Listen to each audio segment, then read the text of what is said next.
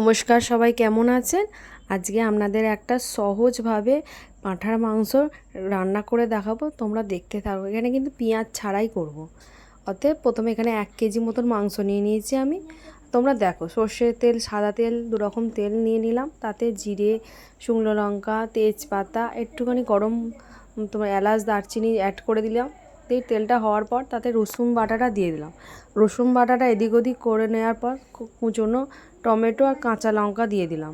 কাঁচা লঙ্কাগুলো দেওয়ার পর তাতে আদা জিরে বাটা দিয়ে দিলাম।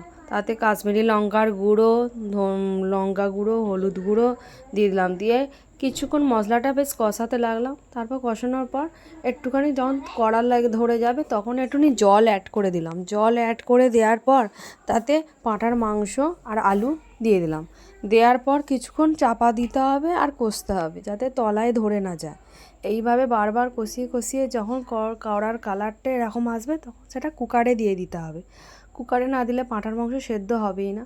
এখানে 5-6টা মতন সিটি পরপর দেওয়ার পর কিছুক্ষণ রাখার পরই দেখবেন এরকম খুললেই এরকম। এটা আমরা রুটি পরোটার সঙ্গে খেতে পারবেন। যেহেতু আমরা ভাত দিয়ে খাবো তাই এখানে কিছু পরিমাণ জল অ্যাড করে পাতলা মতন করলাম। নামাবার আগে একটুখানি ঘি দিয়ে দিলাম, গরম মশলাও দিয়ে দিলাম। হ্যাঁ, আপনারা চাইলে দিয়ে দেবেন। তারপর এটা কালারটা দেখতে পাচ্ছেন, পেঁয়াজ ছাড়াও একটা অতুলনীয় স্বাদের খেতে হয়। আপনারা কিন্তু করে দেখবেন, প্লিজ অনুরোধ রইল। কমেন্ট করে জানাতে আর লাইক শেয়ার করতে কিন্তু ভুলবেন।